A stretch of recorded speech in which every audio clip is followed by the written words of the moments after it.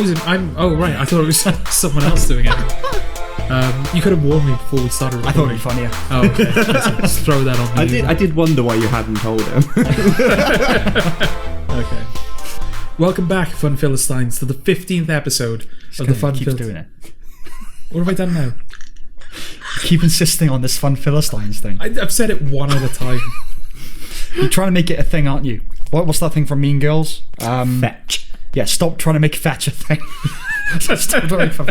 Okay. As you can tell, I'm joined by Sam. Hello. And Eddie. Hello. And I'm Jordan, by the way. Yeah. So what are we starting off with, fellas? Oh, fuck it. Should we talk about Birds of Prey? Yeah. Okay. We were going to talk about this a couple of weeks ago, but our Sonic discussion ran on for quite a while, so we ended up breaking that into 2 episodes. And also, Eddie, you wanted time to watch the film. Yeah, I decided I would actually watch this film. Okay. Yeah.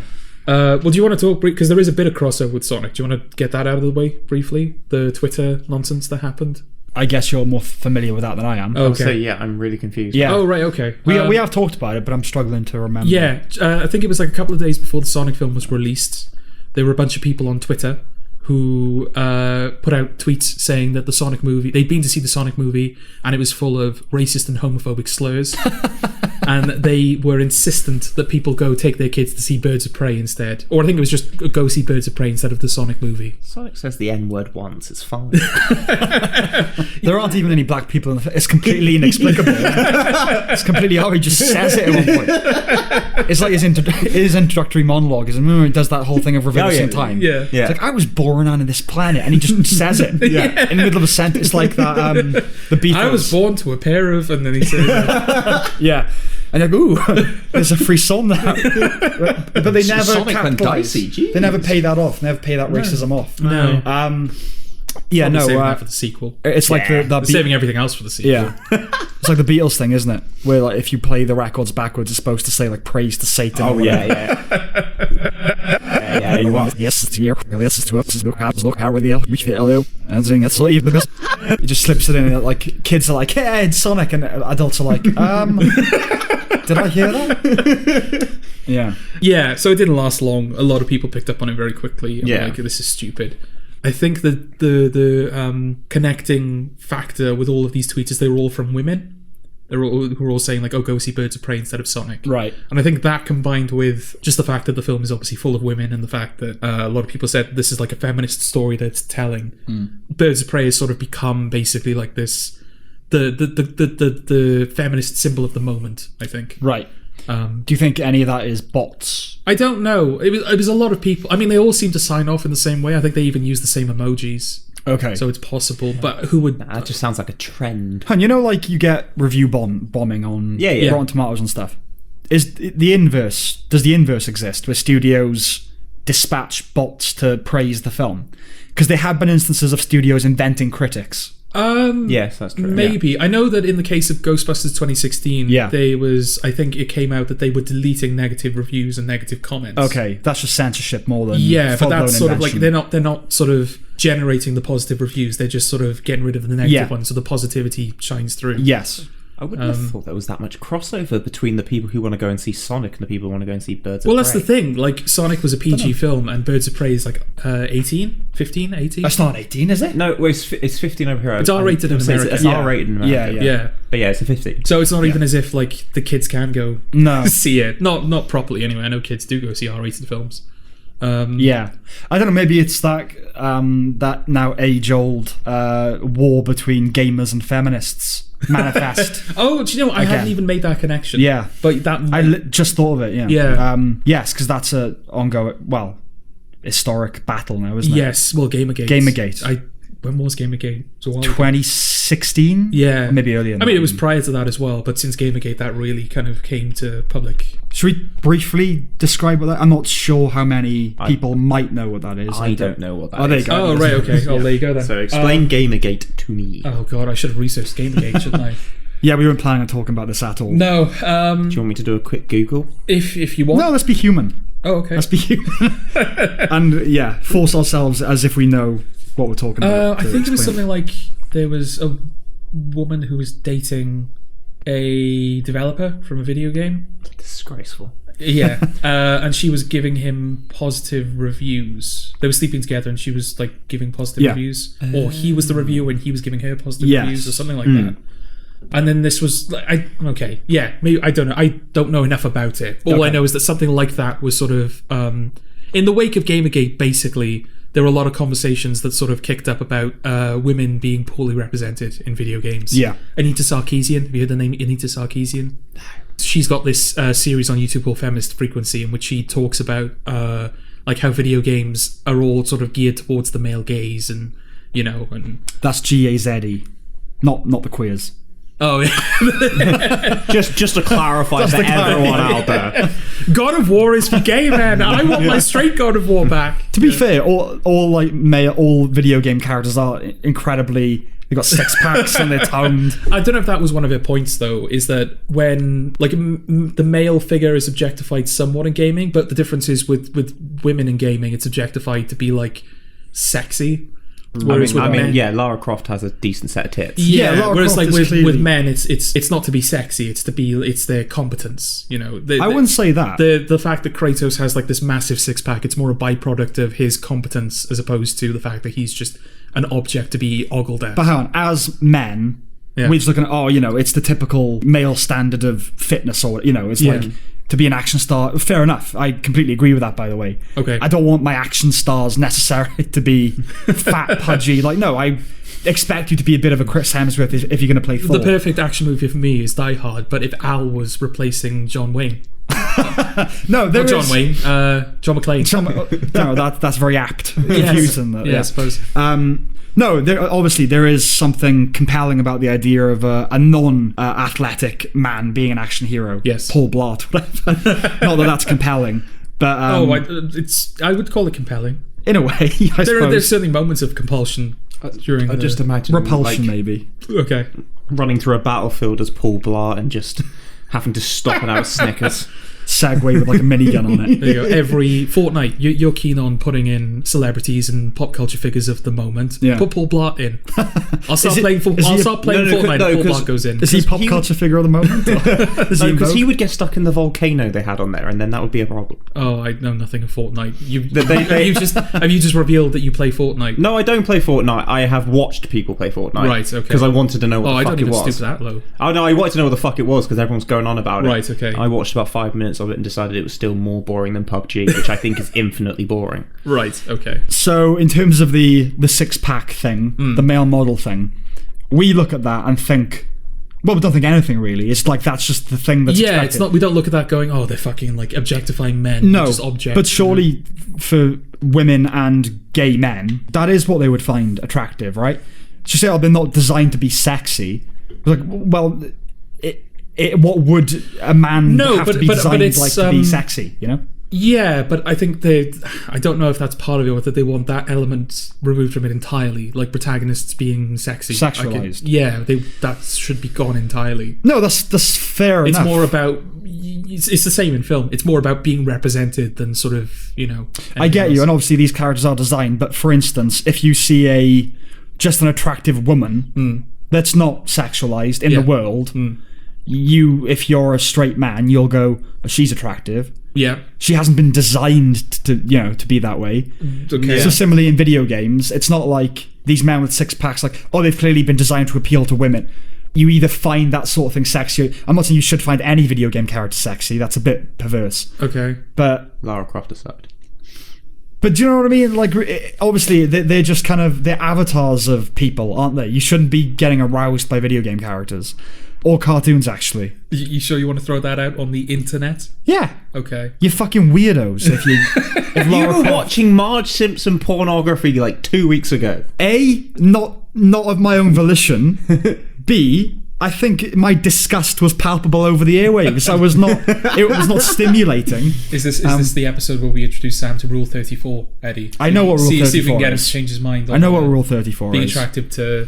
Let me clarify something then. Okay. Am I on an island here? Do you two think that it's okay to be attracted to cartoon characters or video game characters? Well, you can't deny that that's definitely a thing, can you? No. I'm not denying there are people who are attracted to video game characters. Yeah. I'm asking if you think that's normal. No, it's not normal. Okay. Is it okay? It's not normal. Is it okay? Well, who am I to say that it's not okay? Well, okay, I can only infer from that you are attracted to a video game character. I'm not, but I'm just saying, like, what is so... He gets the horn for tails, doesn't he? What is so you bad definitely about, do. What is so wrong about do. being attracted to cartoon or video game or even, like, anime characters? People do that. What's wrong with it? Yeah. It's paraphilia. What's that? Well, it's just not it's abnormal sexual. I'm not saying these people are, they're scum and they should be castrated. I'm just saying that it's not a healthy thing to be attracted to a video game character. Okay. Because you should go and be attracted to a real person, right? Okay. That it's the problem with Japan, right? Like at the minute, there's a massive crisis in Japan over people aren't reproducing. Like, the government have had to sponsor adverts to encourage people to have sex because men just stay inside and play video games, and that's how they get their thrills. There's just this is what happens when you atomic bomb a country. You just completely you make less sexy avatars and they will stop playing. Is that what it is now? It's not in the so it's like your experience of reality shouldn't come through a simulated one. Yeah. It's like not how you should be living. My problem is my stance on that is just each to their own. I don't particularly go in for it, but each to their own. And I'm not saying.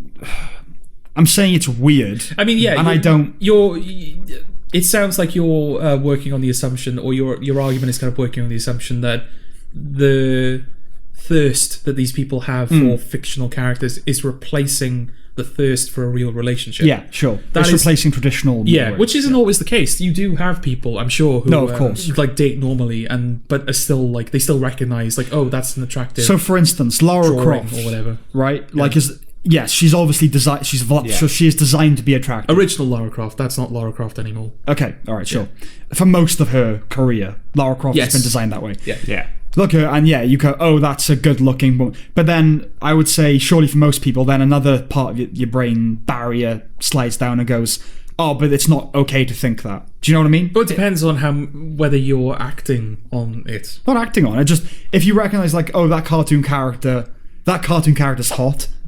Oh, that's weird and bizarre. Okay. And it will go no further than that. I will not actually be aroused by this. Right? Okay. You shouldn't actually be aroused by a video game or cartoon character. Well, how much can you control your arousal, you know? No, I'm not saying this is a matter of choose not to be aroused. Yeah. I'm saying that you need help. Okay. You just need help, that's all. Okay. You just need help. I really want to go back to you brought up Tails. Yeah. George, you ever had a wank over Tails? No, I haven't, Eddie. You haven't? No. Knuckles? No. Sonic? Are you just going to name Sonic characters? That's all I know. Say yes. Shadow? Even if no. Even if I have, Eggman. It's Eggman. Even if I have, I'm not going to admit it. Yeah. Am I? Okay, he clearly has then. You can't see this, but he has just nodded. You stitched me up good and proper there. Right, returning I'm kidding. to the Gamergate thing. Okay. Yeah, so carry on. Well, I do encourage people to go look it up because it will be, like I said, I haven't sort of read into it for a while, and I don't think it's really a thing anymore. No, but it's sort of, the Gamergate was a collision of two, I suppose, online communities. Yeah. Principally. Like Gamergate, I think it's quite an insider thing. You have to sort of know. It wasn't massively widely reported, you know. You had to be in that sphere of the digidom to sort of know what was going on. Which I was, so I suppose I had no sense of how obscure it was. Yeah, sure. But I was exposed to it not through the gaming side of it, or I suppose more the feminist side of it, but from cultural commentators who were criticising the criticism. Yes. That's how I was sort of exposed to it. But what it essentially was a consumer movement that was rejecting how games were being critiqued. Because we've talked about this. Gaming just kind of blew up overnight. Gaming is still very much in its nascency. Yes, definitely. And the reporting press hasn't caught up to that yet. No. Its standards haven't caught up to it. No. It's quite remarkable in a way when you watch like E3 and like major gaming events like that, and you see sort of the type of person that's, you know, you look at like the Oscars, for example, and how sort of like rehearsed and like, you know, proper and like, you know, everything is, And then you go to like the video game awards, and everyone's just kind of there in like t-shirts and like a blazer, and it's all far more casual. Well, I want to kind of circle back to this, right? So if you look at, it's like film critics and even now TV critics are part of the kind of the hegemony of culture. Yeah. Right? They're part of the establishment. You get film review programs, you get, this is the critic for this radio station, this is the critic for this newspaper. It's kind of codified in culture. Whereas gaming, it's getting there, but it's still just people who decide to be game reviewers, I guess. Oh, yeah, anyone can do it. Yeah. There's no kind of... I mean, there is... there have been books published on, like, gaming theory and stuff, and you could study gaming in, like, educational institutions and everything.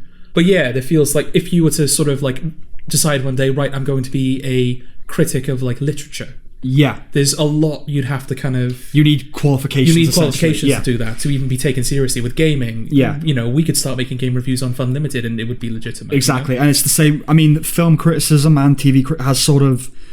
the fact that YouTubers, like, people are self-elected film critics. Yes. That is happening more and more. But there still remains an institution, a structure of... Yeah, there's still a distinction between professional, and I say professional as in, like, that's their job. That's their job. They're paid to do it, yeah.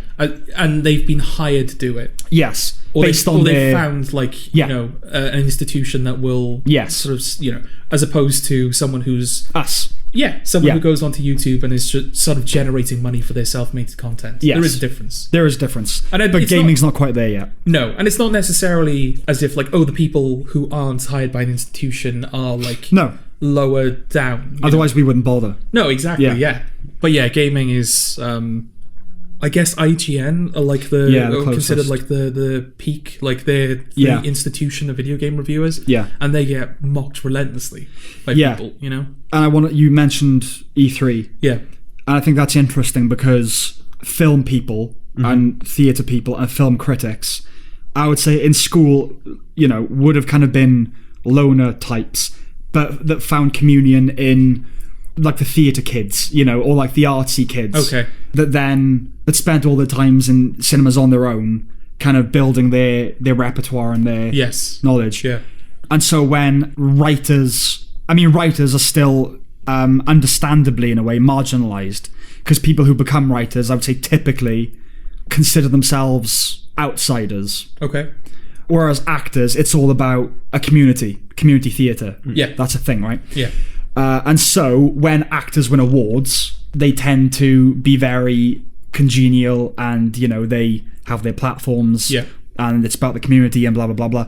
Whereas gamers, rather than being the artsy kids in school, were the nerds, like the true nerds. Yes. And now those nerds are cultural behemoths. Yes.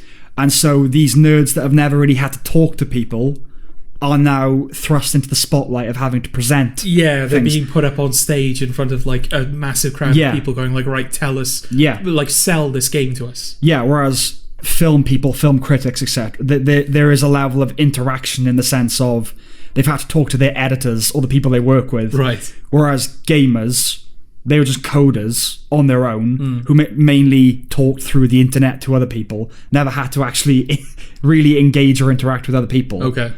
I'm not saying this is true for all of them, obviously. No, of course not. But it's you can see when you watch E3 the pure social ineptitude on display. Like they just don't know how to present or talk. I mean, that's the thing though. This is where I think YouTube's sort of come quite in handy though, because you do just get people doing playthroughs of games, and and obviously they'll be talking to people who are watching them. So in that way, that I suppose is helping in terms of the social skill level, which obviously you wouldn't have got 10 years ago.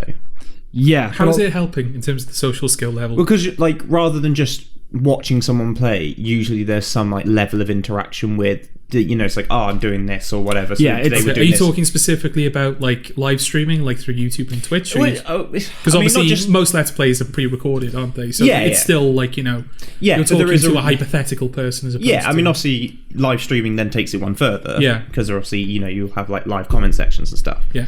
But I think in that regard though, it just feels like it's developing better because that YouTube has that. Yeah, it's and Twitch has that sort of possibility. Yeah, it's certainly a less alienating thing than if you were a gamer or coder in the 90s. Oh yeah, but I still think it being a YouTuber and communicating that way, it still kind of retards actual conversation. Okay. It's not actual conversation, is it? When we are talking, I'm picking up on your physical cues, your facial cues, your reading you. So it is definitely better, but I would say there's still a level of separation between provider and consumer.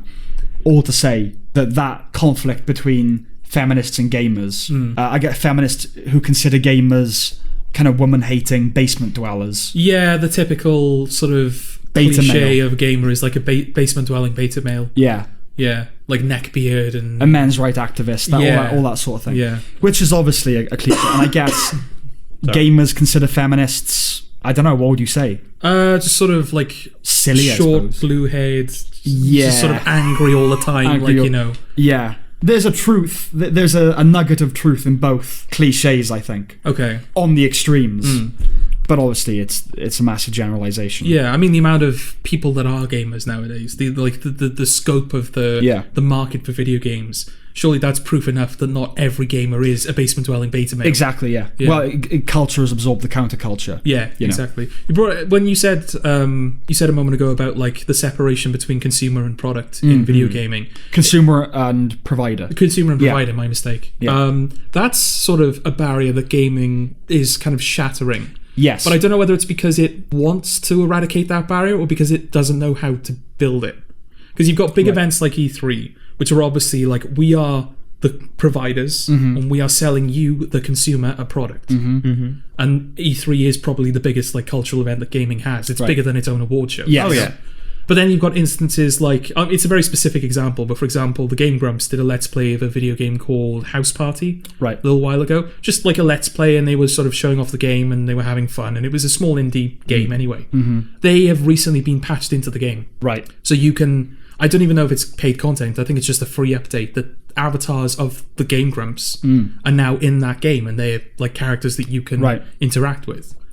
That's obviously a complete eradication of consumer and provider. Yeah, but there's also an ongoing financial relationship, because now in gaming, they keep releasing new things for the same product. Yeah, that you then have to pay for. Well, not even that, because you just have patches. Like day one patches are pretty much commonplace now, where we'll release the game and then we'll release like fixes for the game soon after. Yeah, and then you've got some companies like Yacht Club Games and CD Projekt Red, I think, do it as well, where they'll just kind of release free content on top of the base game. Right. And you've got like it's the same with Let's Plays as well. You've got people who are like, Let's Plays are basically part of the marketing machine now for video games. They're like influencers, which is a word I hate. Yeah, I hate calling that YouTubers influencers. It's just it makes my skin crawl. And like, you know, because you do have instances where Let's Players are provided the game early, or whether they're like paid to play this game early on your channel. But you've also got people who just like play the game, just like, I'm going to play this game because I like it. Yeah. In which case it's completely like free marketing. I mean, Five Nights at Freddy's is completely that it owes all of its success to like Markiplier and PewDiePie and people who just saw the game 100%. And thought, that looks fun, I'll play it on my channel. Yeah. And now Five Nights at Freddy's is an empire. It's ridiculous, you know? It's gone. Oh, well, I was just going to say, the thing that always sort of gets me though is like, take a game like Fortnite. Yeah. Which is free to buy. I can't remember. I don't think you could get far into that game without putting money towards it. Well, now, no, could you? But that's the thing. Like, the way they make their money is through people getting, what's it called, skins or whatever. Yeah. So you know, whatever that's right. It's basically cosmetic items for the characters, so they can look different from everyone else. Yes. You know, but like, that's how they make their money, and the fact that that is a way that, because you know, Fortnite kind of took over YouTube for about a year. Yes, it still has in some regards, you know. Well, it's gone back to being second to Minecraft. Oh yeah, but it wasn't as big as when it started, but it's still like one of the biggest like content. Oh yeah, like content orbits around Fortnite, you know. Oh yeah, but then again, like with Minecraft, I mean I've played Minecraft quite happily, admit that. But how that is like such a phenomenon with YouTube does like baffle me, because. Am I right in saying not that exciting? No, am I right in saying that Minecraft? Well, I suppose like the appeal of Minecraft is you get out what you bring to it. Yeah, you can create anything, which is for me an appeal. Yeah, right. But everything is also still square. Okay. No. Just like I'm waiting for the day Minecraft goes, fuck it, let's make something round in this. Right, yeah. Well, that will be the end of Minecraft, isn't it? That's the identity of it now. But am I right in saying that Minecraft was made by, like, one guy? I think initially... Now there's like an entire team. Well, that's the thing. It was probably just like one guy who just made this like, I'll make this little like this basic like building simulator. Yeah, and that was sold to Microsoft for like millions, maybe even billions, because of the success of Let's Players. I think because I think it was put online in like its beta phase or whatever it was. I was just like, here's a free game, come play this, and then it became massive. Yeah, it took off, and it's somehow. I think maybe through memes, but somehow it's sort of gained a second life all of a sudden, you know? Well, yeah, that was because when the like Fortnite sort of started dying down on YouTube and like the videos were getting like less views and stuff like that, suddenly Minecraft like returned as like the thing that was the big thing for gaming. I'm sure there are proper like travelers of the internet that would be able to pin down exactly when and where Minecraft began to boom in popularity again, but it does just seem to have come out of nowhere all of a sudden. Well, I mean, we're kind of... What's interesting to me is the separation between gamers, capital G, and gamers, which is like, most of us are gamers. Yeah. It's the biggest entertainment thing in the world now, right? Maybe. I mean, gaming's bigger than Hollywood. Well, Grand Theft Auto Online is the biggest money generator ever. Yes. In terms of like entertainment content. Yeah. But I don't know, the music industry is pretty large. I can't imagine that it's bigger than the music industry. I don't know, but I think it's bigger than Hollywood. Yeah. I think it's bigger than Hollywood, but I think the music industry is its main competition. Okay, fair enough. But the separate in terms of when the Oscars roll around, if you're not into film, you're going to know they're happening. Yeah. They talked about the news. Yeah. You told me that the E3 was or the E3 awards were happening. Like, are they?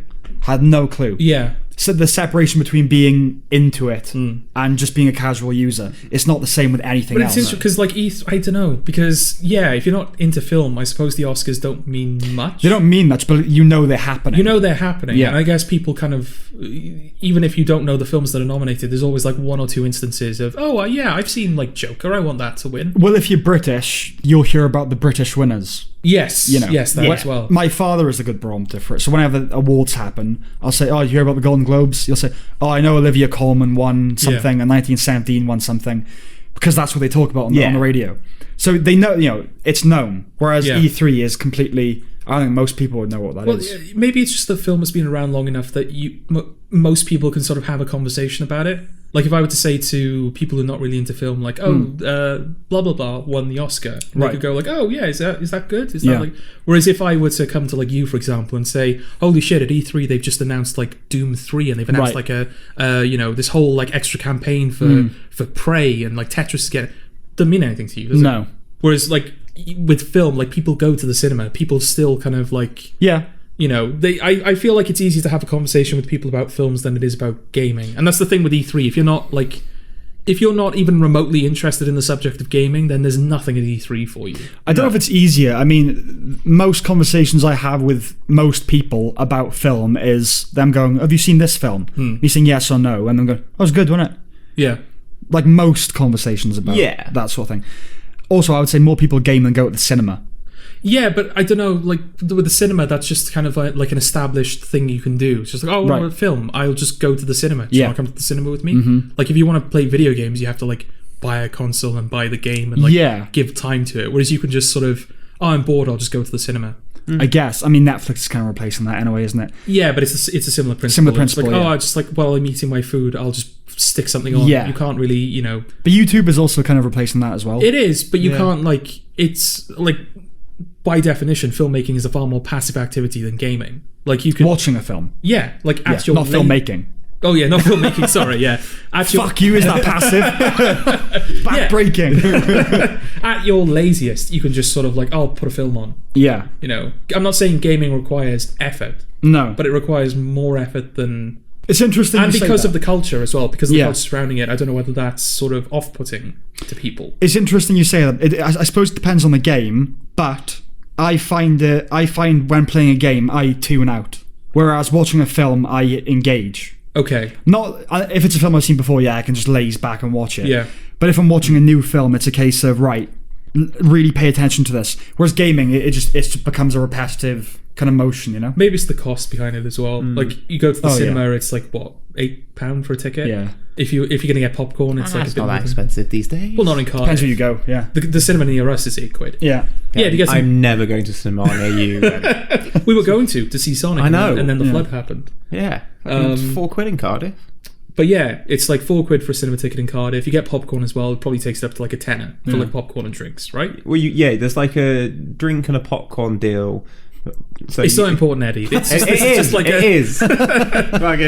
not important, the details of it. But like gaming, like if you want, like, oh, I'm gonna buy a PlayStation 4 because I want to play this game. It's okay. That's £300 for the console.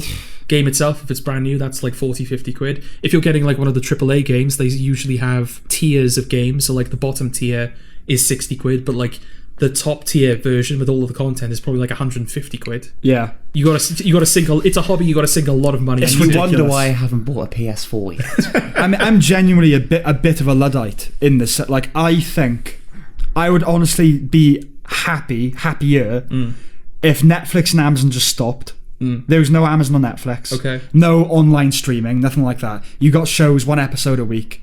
Gaming, you buy the game, there's a disc, and that is the extent of that game. Yeah. Like music, albums come out and they release a single you can buy as well. No online purchases, no Spotify. I honestly just wish we'd stopped at a certain point. Because this thing of like, when you buy a game, it's an ongoing relationship with it. It is ridiculous to me. Well, that is definitely the way the industry is going. Yeah. There are games, a lot of AAA games now, they're basically called live services. Right. Because it's not about your relation, as far as the company's concerned, your relationship doesn't end with your purchasing of the game. Yeah. You have to, like, okay, that is now a commitment. It's a marriage. Yeah, you have to keep playing the game in order to get content. You have to pay money to get better content in order to be able to get better content faster. Can't you gamble in GTA? You can gamble real money on casinos. That is you can. Genuinely terrifying. We peaked. We peaked. Have you done it? Have you played it? Yeah. Oh, did you gamble in the casino? Maybe.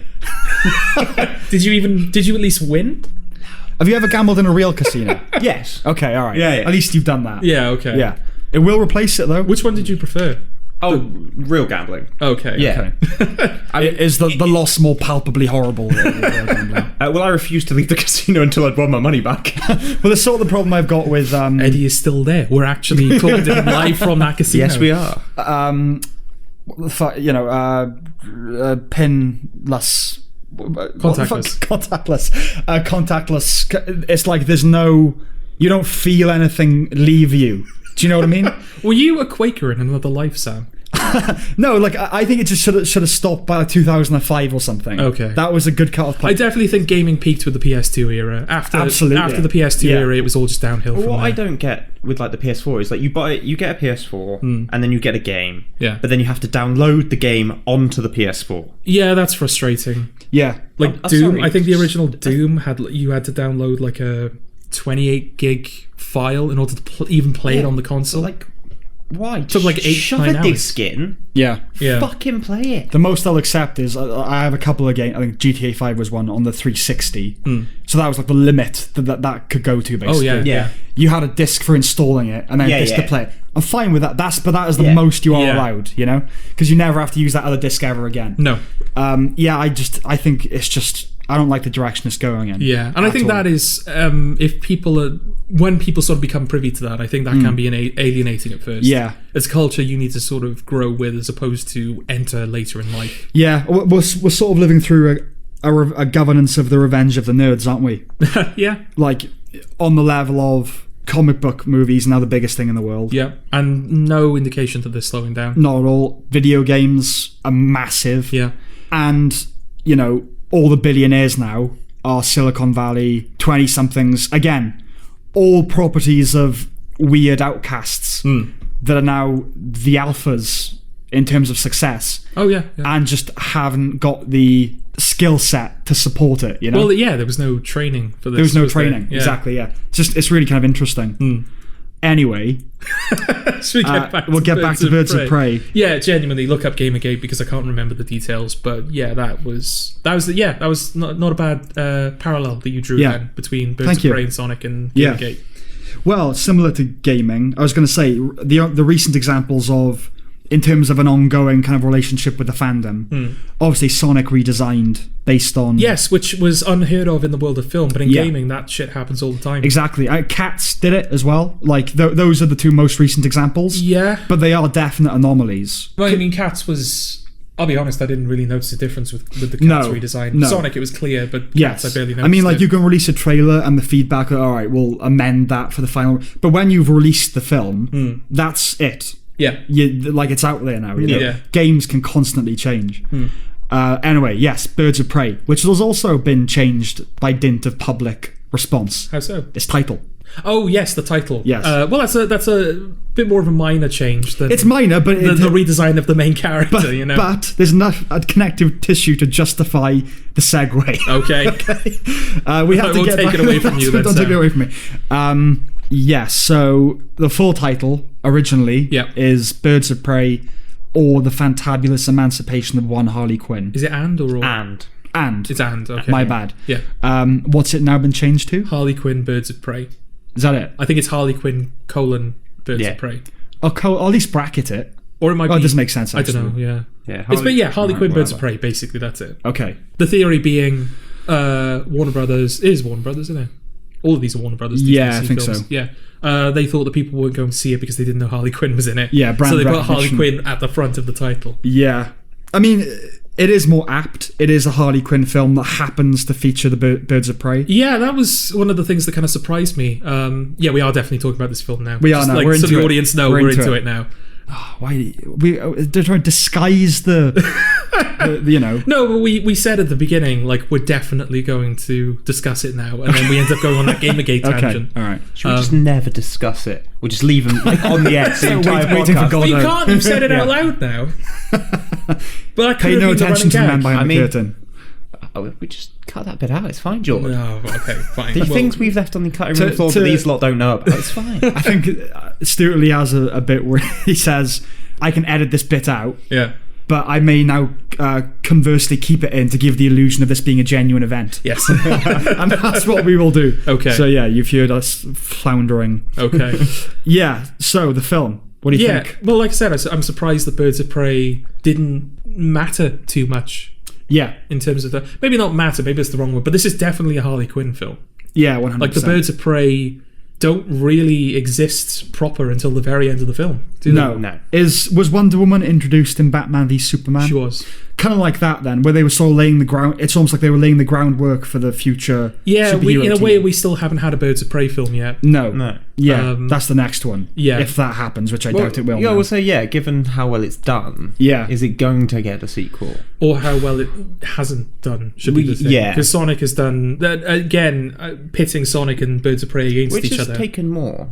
Oh, Sonic has taken a lot more. I don't know what the budget, the takings were for Birds of Prey, but I think it's much less than they were anticipating. Oh, it is, but its box office is 174 million at the moment. Birds of Prey? Yeah. Okay. I think Sonic is more than that. What was its budget? It's like 80 to 100. Oh, okay. So they haven't recouped it. Okay. No. I mean, going into it as well, there was this idea that it was a feminist tract. Hang on. Do you have information for us? It's 203 at the box office for Sonic. Okay. Oh, a sequel's guaranteed. Yeah. Yeah. I said it all in the last guaranteed, episode. But I'm not going to let Sonic infect this episode as well, because I will just keep talking about it. Yeah. The feminist tract. Yeah, the impression going in was, this is going to be another female empowerment. Aren't they great? And again, it's one of those things, isn't it? In principle, we are obviously not against it. No. It's just when it's kind of rammed down your throats. Yeah. But it wasn't that. I didn't think. But that's the thing. People online are definitely going in that direction. But I don't know whether I just something has happened to me recently, in the sense that a lot of I've said when we were talking about Parasite, the backlash against Parasite winning the Oscar, that people that I used to listen to and kind of be on the side of, where they were saying Last Jedi is all feministy, Doctor Who is all feministy. Yeah. Now those same people are saying Birds of Prey is really feministy, and Parasite, it's Oscars so woke. It's just I don't agree with you anymore. This thing, what happened? I've not fallen out with those sorts of people. It's more that I think, you're just less angry. I think the older you get, ideally you get less angry. Yeah. Maybe more bitter, but less angry in the sense, I went through my angry atheist phase in school, then I went through my angry anti-social justice phase in university. Yeah. and I sort of exist in the residue of that. But you just kind of make peace. I think it comes out of you just kind of care less about those things as you get older. Okay. And B, just the confidence to understand that it's not going to win in inverted commas. Yeah. They can say all they want. Yeah, blah blah blah blah. Men so toxic or whatever. So but it's not going to be borne out in reality. It's just going to fade away into nothing. But also, the question I have is, okay, we have to make a Harley Quinn movie, right? But the Joker can't be in it. Yeah. What story do you tell other than Harley Quinn learning to exist outside of her reputation of being like the Joker's pet, almost? Yeah. That's what the film kind of is. That is what the film is, and I think that's fueling people's like, oh, it's a feminist story because it's about a woman being independent from a man. And it's about women banding together, isn't it, to take on men, really? Yeah. I mean, like, that is probably the only story you can tell with this character and with these characters, I suppose. As if that was my bad, I just touched a thing. As if that was an accurate reflection of modern feminism. Whereas modern feminism is just women destroying each other. Right. That is. Because the left eats itself. That's what it does. Weirdly enough, I re-listened to... Have you both seen Pride? The film Pride? Yeah. There's a moment in that. It's a bit hammy and cheesy, but it's hammy and cheesy. It's like a Subway sandwich. That was terrible. But the only company that do ham and cheese sandwiches. Well, they're the biggest sandwich company. Give me that. All right, I'll give you that. You were subtle with the sponsorship deal. I'll give you that. Well, not anymore. Wait, do they even do ham and cheese? We can get what you want, can't you? You can have a sandwich that has ham and cheese in it, but there's usually other things in there too. You can. No, what do you mean? There's usually other things in it. It's entirely what you want, isn't it? They've got that one where it's like, there's turkey, there's ham, there's blah blah blah. But if you want it, they don't do like this type. You just get what you want, don't you? They have specific subs, but if you walk up to them and go, "I want a ham and cheese sub," they will just make you a ham and cheese sub. Will they? Okay. Yeah. How do they price it? What do you mean? They charge it on how much the ham is. Well, no, say for example you've got like I don't know what the name of the sub is, but you got like the turkey, the ham, the chicken sub, and you're like, oh, I just want a ham and cheese sub. Do they charge you less, or do you pay the same for less? Because they have set prices, right? Subway. Well, roughly. Yeah, they have set prices for the length you're getting, right? But there's also set, because like a meatball marinara. That's, I think, the most expensive sub they have. Right. But like a veggie melt or whatever is like cheaper. Veggie Delight is cheaper. Yes. Yeah. So I saw a bit from Pride recently. So very quickly, Pride is about gay activists that team up, that kind of go to a Welsh town, to support the miners when the strike is happening. Yeah. And there's kind of a weird sort of common enemy against Thatcher, that kind of and it's a proper little socialist, Yeah. But there's, again, like I said, it is hammy and cheesy, like a Subway sandwich. There's a scene where Bronwyn Lewis starts singing Bread and Roses, and then everyone joins in, and it's one of those moments in the film. I was thinking that's feminism, because that is a song about women singing for their rights, but the whole point, like part of the song, is we sing for men too, because they are women's children and we mother them again and all that sort of stuff. I see. Okay. It's proper unity, you know. Anyway, that's just to say that's not what modern feminism is. Okay. And there's a bit of that, like the men in this film are kind of pathetic. Yeah, well, you've got the police chief who's, he's constantly taking credit for the achievement of his... I don't know what position she holds in the... I don't know, lieutenant or something. But he's constantly taking credit. I will say, though, I don't know whether it's just a reflection of the type of films that I've seen. I feel like we don't usually see a man of colour occupying the toxic male role. No, that's fair. So I guess credit to the film for that, if you wish. Yeah. But that was kind of nice. It's like, oh, okay, yeah. I mean, in that sense, it's making an enemy of all men. If you're going with this idea that it's not just white men. Feminist propaganda. Yeah. Yes, but at least it's not just toxic white men all the time. Cisgendered white men, all those things. And Ewan McGregor, who plays the villain, who is he? Did he say basically it's Trump in like an interview? Oh, did he? But every villain now is people saying, "Oh, it's a Trump parallel." Like Jim Carrey. Yeah, like he said that during an interview about Robotnik, he said like, "Oh, he didn't say it was Trump. He said something like Robotnik kind of embodies the ego that's sort of running us at the moment, or something like that." It's like, oh, okay, that's obviously a Trump parallel. I also noticed as well, the song that plays when Jim Carrey's doing his little dance sequence, "Evil Grows in Me" or whatever it's called. There's a line in that says, "If I could build a wall around you." Okay. It's like, oh, okay, interesting. Sonic's not a Mexican; he's a Morbian. He is. Do you think that matters to he's still an immigrant. Donald Robotnik? He is an illegal alien. Trump, or whatever he's called. You what? Oh yeah. I'm so happy with that I just had to. I blanked out what you said. What did you say? I kind of missed what you said. Are you here? I said he is an illegal alien. Oh, okay. Well, there you go. There you go. Well, I was going to say, put the song in my head. Is it Phil? Not Phil Collins. Is it Phil Collins? Well, I was just No, Police. Yeah, it's Sting on the Police. Yeah, Yeah. I was going to say the fact that he's not Mexican. Do you think that matters to Donald Robotnik? I don't know. There's a parallel with Is the idea Speedy Gonzalez. Well, is it that Trump has a hard-on for Mexicans specifically, or is it that any foreigner is like a bad thing to Trump? Is that the idea? What, in the eyes of the media? Yeah. I think everyone who's not a white man, okay, but particularly Mexican and or American. Yeah. Is it specifically white male Americans? Does he hate like white male? No. I was going to say Japanese, like white male. Nah, because he's buddying up with the Koreans, so you know. Okay. I think they're white men. Right. Okay. Aryan, you know. Yeah. Okay.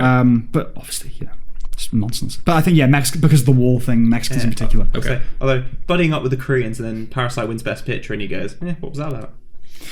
That I think. Has Trump genuinely given his opinion? Yeah, he has. Yeah, he said. What he literally went, "What was that about?" He said. Oh, okay. I can't remember. It was in the context of something larger. I know. He says he hasn't seen it. Okay. He said it might well be a good film. He's like, but come on, like, where's Gone with the Wind? I want Gone with the Wind back. Yeah. And it's one of those things like he's just appealing to the perceived demographic of people who want old-fashioned America back. Yeah. And they're kind of angry that a foreign film won Best Picture.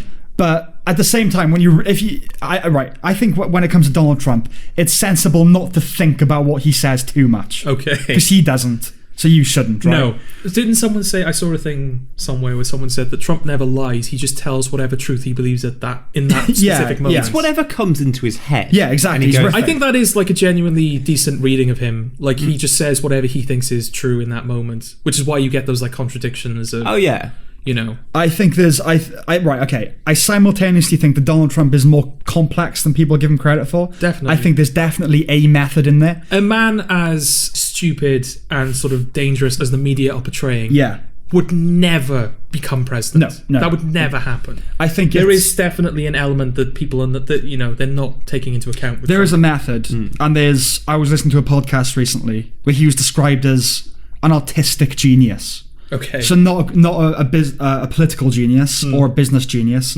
but there's this whole overlap with keyfabe. Yeah. That Eric Weinstein talks about a lot. Yeah. And I think he's playing with levels of reality. Donald Trump is a character. Is that what you're saying? Yeah, but that's conscious, you know. Oh yeah. And I think that he's basically a comedian. So when he starts talking about Parasite, he's riffing. He's got Parasite. Oh, where's Gone with the Wind? You know, he's going off the crowd's. Well, that's that in speeches. He'll just kind of like slag off people. Yeah. You know. You can do multiple American accents, and you went for one that didn't sound like Trump. Yeah, I just launched into it. It wasn't really an impression. It was just a voice that wasn't mine. What is Trump? Is it New York? Is that what Trump is? He's from New York, but it's not quite New York, is it? Go on, Sam. Give us your Trump. I can't do Trump. Give me a sentence. I need to get rolled into it. Oh, I've got to be careful now. Yeah, you're speaking as Trump, you aren't you? Be careful. Yeah. Build a wall. That's exactly the kind of shit that I was trying to avoid. God, sorry, just do that again. Build a wall. You got. It's terrible. You got to squint. Yeah. It's integral to getting the voice right. Yeah. You got to move your hands as well. You got to move the hands. Got to move the hands. Okay, sign. Look, I can't do a Donald Trump. Okay. No. Well, that wasn't bad. It was terrible, but no. We got the best impressions. You get the best impression. What was that? God, what was the terrible impression I did in the last podcast? Oh, Brummy accepting an award. Yeah, Brummy. Yeah, wasn't it not an impression, more an evocation? But no. But the thing was that you did the Brummy, and then when comic book guy, and then it was like you followed up the fact that saying that it was the worst accent by doing an even worse accent. Yeah, you had so much worst impression ever. Yeah, it's getting better. Yeah, it is. Okay. Homie, I was going to say you too much. Why didn't you do Marge during the Oh, homie, I'm dripping. Not while I'm trying to take a sip of drink. Eddie is now literally dripping because of that. Okay. Honestly, it went down my chin. It did. I simultaneously think that he's more complex than he's given credit for, and you shouldn't really take what he says too seriously. Okay. But when you really think about it, when he's like, "Oh, the film in Paris, I won't go on," what does that actually mean? What do you think about it? So, why films like Parasite winning? What does that mean? Like, what do you? Are you saying foreign films? What does that? What do you mean? Well, you're supposed to, in terms of like Gone with the Wind, because it is still the highest grossing film when not adjusted for inflation, right? Okay, I hadn't really thought of that angle. So I think he just means like, oh, where's Citizen Kane when you want it? Oh, when I see. You need it. You know, Okay, it's he's just classic American. Yeah. But Donald Trump, you fucking 70 whatever. Like, I'm surprised considering it's Donald Trump, he didn't say Citizen Kane actually. Oh yeah, you know, interesting. Rosebud. Rose, I got the best rosebuds. I'm sorry, but that just sounds like you're trying to sell weed. Well, we'll come back to rosebuds when we're talking about Harvey Weinstein. Spoiler. Birds of Prey. Yes. Yeah. We're going to talk about it now, right? We're definitely going to talk about it. We are like nearly an hour in. I know. And we've done Gamergate and Donald Trump. And we were worried about content. Exactly. Two of like the most, not controversial, but topics you have to like tread carefully. Tread lightly, yeah. And we didn't even plan for them. Yeah. I don't even think we tread carefully. No. Full steam, here you go. But that thing about every villain now, every character playing a villain says, "Oh, it's a Trump parallel to." Yeah.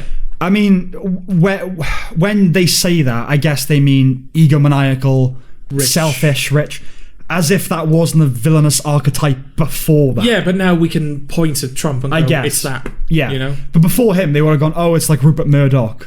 You know. Yeah. Oh, it's like this guy. Anyway, that is just lazy. Birds of Prey. Birds of Prey. Eddie, what did you broadly think of Birds of Prey?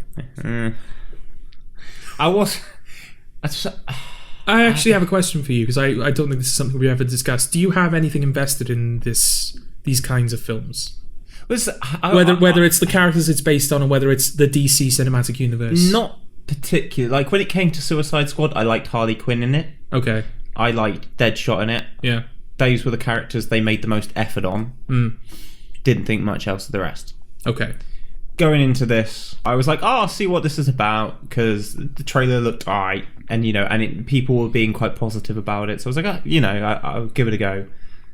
Honestly, I've got a real thing at the moment of I get bored through a lot of films. I think. Okay, is that a function of your truncated attention span? Possibly, but then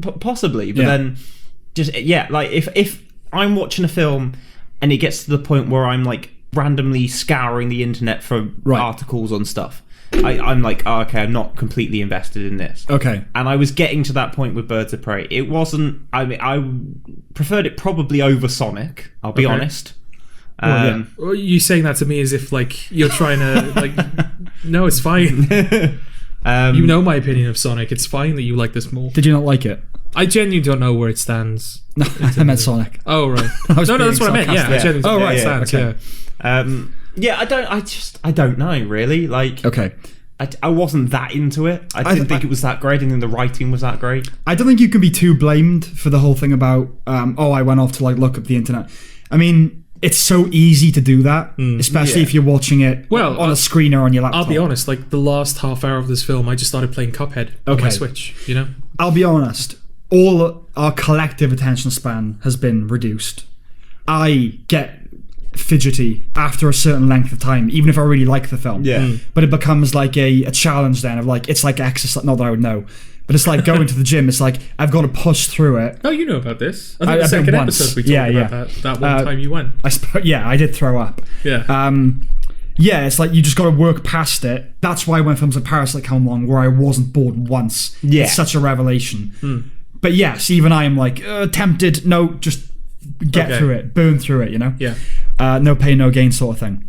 So my big thing going into this was: is it going to be propaganda? Is it going to be irritating?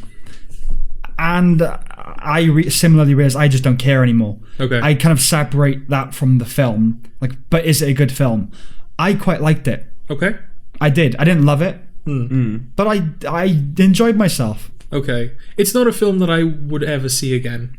No, I'll give you that. I'll never. I wouldn't be against watching it again. Okay. Like if I was with someone, they were like, "Oh, have you seen this? Let's watch it." All right. but I'll never seek it out again. Yeah. But yeah, I mean, like, yes, like I said, I sort of stopped giving the film my full attention towards the end of the film. I will say that, like, by that point, I sort of made my mind up about the film, and I'm pretty sure the film wasn't going to change my mind. So I don't feel like my, like, experience was lessened by the fact that I stopped paying attention through the finale. Yeah, I didn't hate it. Obviously, we're going to make comparisons to Suicide Squad. This is kind of a spiritual sequel to that in a way, because it is Harley Quinn. Well, it's actual, isn't it? Well, it's classified as a spin-off. Yeah, but like Suicide Squad 2 or whatever it's called is coming out soon, isn't it? And that will be the actual proper sequel. Whereas this is kind of like the bridge between them at the moment. A webisode. A webisode, probably. I feel like Suicide Squad, even without knowing about like the turbulence behind the scenes, all that stuff, there were a lot of things in Suicide Squad that didn't feel deliberate. It felt like, oh, you're kind of like compensating for something here. This feels like a reshoot. This feels wrong. Like, all that kind of stuff. There was sort of a deliberateness, for lack of a better word, in Birds of Prey. This felt like the story they wanted to tell, being told the way they wanted to tell it. Yes. There was a confidence. And a purposefulness. Yes. Yeah, this wasn't a fix. No, it didn't feel like they were scrambling to get something out there. It felt like, no, this is what we wanted. This is what we wanted to do. Yeah. I mean, Margot Robbie is great as that character. I think there's there's a certain point actors cross in terms of like the intensity and like how much they're giving to their performance, where regardless of whether the performance is good or bad, you end up just kind of being like caught up in it. Yeah, sure. So I don't know if like objectively, like in the scope of like acting, whether that is actually a good performance that she's giving.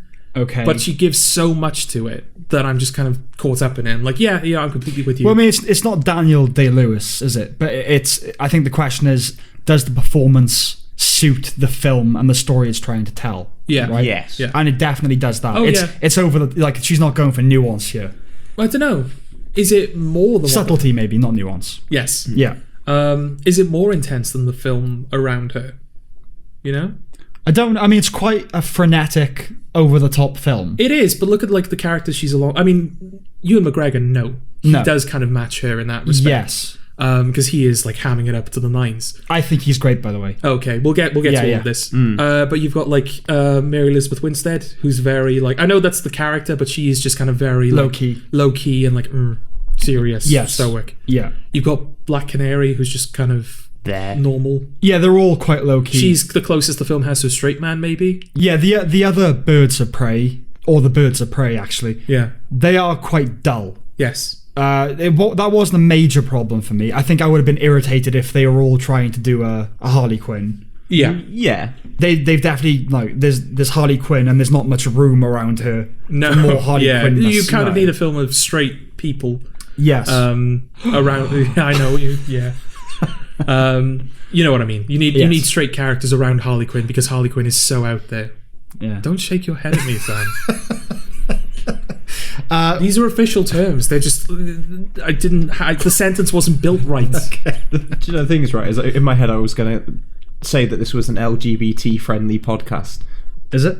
I don't know. Has it ever been an LGBT? No, I don't think it has. We haven't exactly slagged them off, but we also haven't been like too. No, I would say it's an LGBT ambivalent podcast. Okay, yeah, maybe that's the way to do it. Yeah. Right. Well, it's nice and colourful, isn't it?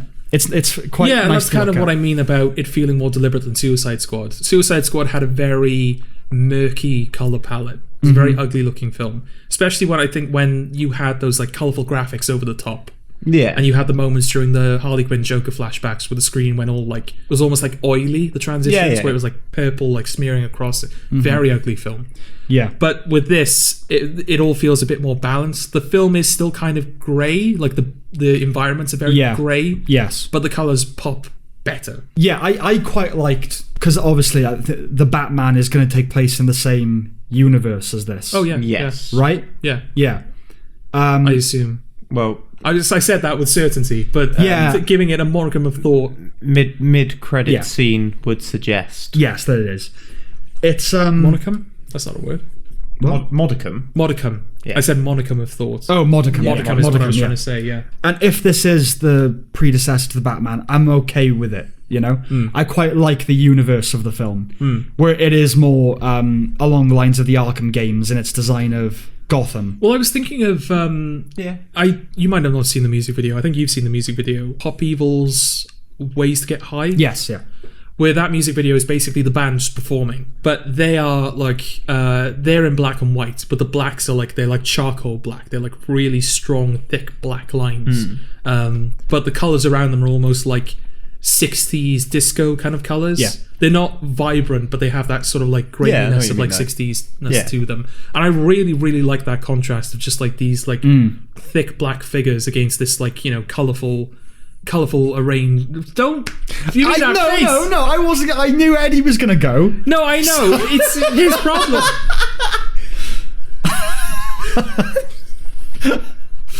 I don't know why that makes me laugh every time we get to like.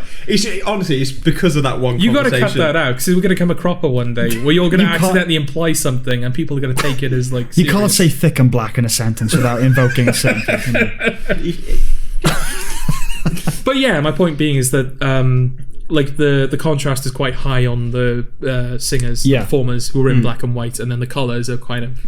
They're not vibrant, but they're kind of saturated. Yes, but the sort of the saturation of both of them lines up, which is why it sort of melds so well together. Right. In Suicide Squad, it didn't because it was very murky and the colors were a bit too bright for that. Yeah. So when the colors do show up, it's kind of like, oh, okay. Yeah. It's sort of out of place. But yeah, the color scheme in this film is very like consistent. Like I said, the environments are very grey and the colors are quite colourful, but the saturations line up. They kind of complement each other. Yeah. Which is another reason why this film looks a lot better and why everything looks more deliberate than films that have come before it. I like that it's quite a small film as well. Yeah. Yeah, there's only like a handful of like recurring locations, really, isn't there? It's it is. It does feel like a spin-off in a sense. Yeah. But I like that its scale. I like that it was kind of amped down instead of that constant like it's a million miles away from like Batman versus Superman. Well, that's the thing. After Aquaman, which is an even bigger film than Batman v Superman, and Justice League that came before it, you can't keep going up. No. There's no way you can do it. The next step up from Aquaman genuinely is the Avengers. Yeah. Like something like that. Yeah. In terms of destruction and everything. So they need, like, you need Shazam and you need Birds of Prey. You need films that scale that back quite a bit. Yeah. You know? Okay, so just to kind of bring an end to the whole feminist thing. I think the thing that the film gets wrong, and that all these things get wrong, is mistaking empowerment with man-hating. And, I mean, these people think everything's about power anyway, but power does exist between men and women. That's undeniable. But true feminism recognizes that power is an exchange. Okay. It's not about taking power away from somebody so you have it. It's about an exchange of power. Yeah. You do this, I do this. That's what it's about, balance. Anyway, I just wanted to nip that in the bud. Yeah. My favourite thing about this film is Chris Messina, who plays Victor Zsasz. Okay. Yes, you've told me about this. Yeah, who's McGregor's main thug. Yeah. I don't know, just the way I like the way he looks in it, because Chris Messina typically plays just like supporting anonymous characters. Like he's in Argo, but like you probably wouldn't even remember that. Okay. He's a guy who's just in stuff, you know? Okay. I like that he was the way he was made up in this, the kind of blonde hair and the tattoos and everything. Yeah. And the way he talked, I just thought it was a really great invention. Because Victor Zsasz is a proper sadistic serial killer. Yeah. And that the whole way he talks was sort of like that. And just sort of, he wants you to be his driver. I loved that. Just that, that got me. I really enjoyed him in it. Ewan McGregor, I thought was really great. There's not much to really say about it, I don't think. Because it's quite a small film. The performance or the film? The film. Oh, I see. Because it's quite small, you know? Yeah. Well, why do you like McGregor so much? Because you singled him out as like, oh, I really liked him in this. Well, I haven't really seen him do that sort of thing. Okay. He tends not to play villains for one, but he also doesn't do charismatic, over the top stuff. He typically plays the straight guy. Yeah. In Trainspotting, it's that's a mad film. Yeah. And he's a bit mad in it. But I've not really seen him do that sort of thing. No, I suppose not. Yeah, no, that is fair enough. And I'd like to see him play more villains, I suppose. That's kind of everything I have to say about Birds of Prey. Apologies. Oh, the soundtrack you want to talk about, right? So, well, the thing with the music is because the music was more one of the issues I had with the film. Right. Because at times it just felt like it, for me anyway, it felt like it was just forced in there. Like, right. You've got a soundtrack full of you know, all these like female artists and stuff like that, and they obviously want to get them all in the film and work it into scenes. And like the scene in the nightclub, that's fine, that works. Like you've got a scene in the nightclub, music's going to be playing. Yeah, cool. But I can't remember the exact scene it's in, but when they do Experiment of Me by Halsey, right, it's like in the background, it's awkward, it's just like there. Yeah. Do you think they're trying to pull another Suicide Squad where like it's just this jam-packed soundtrack?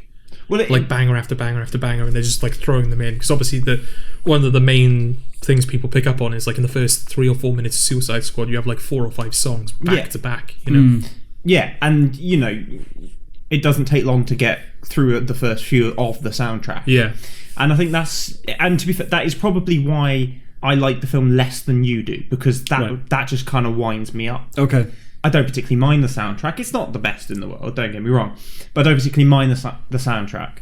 And then I'm like watching it going, this scene absolutely did not need music to accompany it. Yeah. I think that kind of music broadly, I just don't even hear it, you know? Yeah, but that's the argument I make with Experiment of Me. Yeah. Is that it doesn't really need to be in the background. And it's turned down to a level where you're not complete, you know. Yeah. It could fade into the background, you would... But it's there, and if you notice it's there, it's like, oh, okay, why is it here? Does this film have a score? I don't know. Okay, is it a case of the songs are replacing a score entirely? Yeah, maybe. That could be. Yeah, that might be it. Yeah, I don't know. I don't remember any of the music in this film. No. Like the score music. I don't remember the songs. Okay. At all. I don't remember. It just, you know... Again, I'm not into that sort of thing, but it is kind of... no, it has a score as well. It does have a score. Okay. Yeah. It's sort of beige music, but I know what you mean. You prefer it when music is kind of furniture. Yeah, well, I just like it when it actually works with the scene it's in. Right. Kind of thing. You know? And as I say, there are just times where it feels like it's shoehorned in for the sake of going, well, we've got this soundtrack. You know, we've got these artists who... are the artists who are in the, like, some of them certainly are in the charts at the moment. Right. You know, they've gone out and got these artists for the soundtrack, and then they've just kind of shoehorned it in a place to go, yeah. Yes. And that just frustrated me, because like at times, as I say, like it's turned down. And then at other times it's like overpowering, and I was like... You didn't feel it was like organically used, yeah. And yeah, so that was an issue. I do agree, I did think Ewan McGregor was good. Yeah. You know, it was nice to see him do something like that. So that, you know, that on that regard, that's like fair enough. I like, you know, I like that. Good death, I think. Yeah, pretty good death. Yeah. Zaz deserved a better death. I don't even remember how he died. You probably were not watching at that point. Yeah, okay. I think they trip him up, and then Harley Quinn just like stabs him repeatedly. Yeah. Oh, okay. Just a bit bland. Okay. Yeah. Stabbing repeatedly is bland. But you know, for a film like that, you know. Yeah. What do you all think of the sandwich? Is that what did you think of the sandwich? Is that the egg thing? Yeah, the sandwich she gets after blowing up the Acme chemical plant. Yeah. I've seen that being used as like, it's talking about like feminism, because like women typically are like in the kitchen making sandwiches, and then in this film she like gets the sandwich. And right. So what do you think of that? I mean, that just sounds like bollocks to me. I mean, when I command women to go make me a sandwich in the kitchen, I'm not saying they can't make one for themselves. Yeah, you know, you're being completely fair, aren't you? Exactly, they can have one if they want. It's like, if there's enough bread left over, then I guess, you know. Yeah, but that is the stipulation. You can't have anything in it, but I think, you know, that's only fair. No, I mean... No, they bring their own jam, it's fine. No, they can have whatever filling they want, as long as it's the crust. I don't care. It's got to be the crust. Leave the bulk of the loaf to me. Bitch. That was... Yeah, that was, like... When she, like, they make a big deal out of that sandwich, and then it's like, it's through the chase. It basically like bookends the bloody film. Well, that's the thing. Like, when the sandwich gets sort of destroyed, it's a pretty dramatic way of saying that, like, she drops her sandwich. But I just pictured the bomb disposal bots they have coming up to a sub. Yeah. But yeah, like, when that sandwich gets, I'll say it again, destroyed.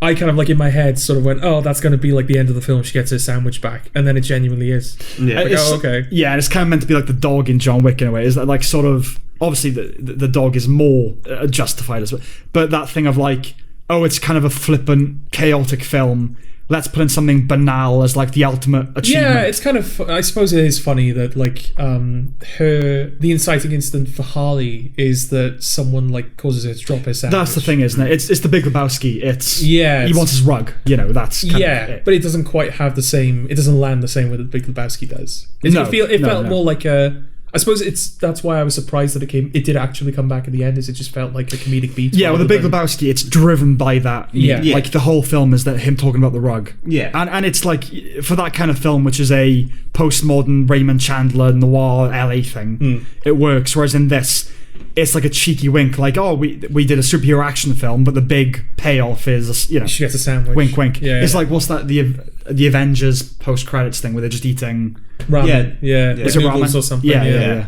Well, I was going to say, I suppose they're probably also playing on the idea that her mind is that messed up that maybe just a sandwich is that important. Yeah. She is a little bit fucked up. Yeah. Drops a sandwich and then decides, I've broken up with my boyfriend, dropped a sandwich, let's blow up a chemical plant. Yeah. No, she blew up the chemical plant first. Oh, yeah, she did. True, yeah. True. I can't even remember the film. Yeah, we're all gonna forget it. But I can't say I didn't enjoy it. I did. Yeah, I wouldn't stop anyone from going to see it. Yeah, it was alright.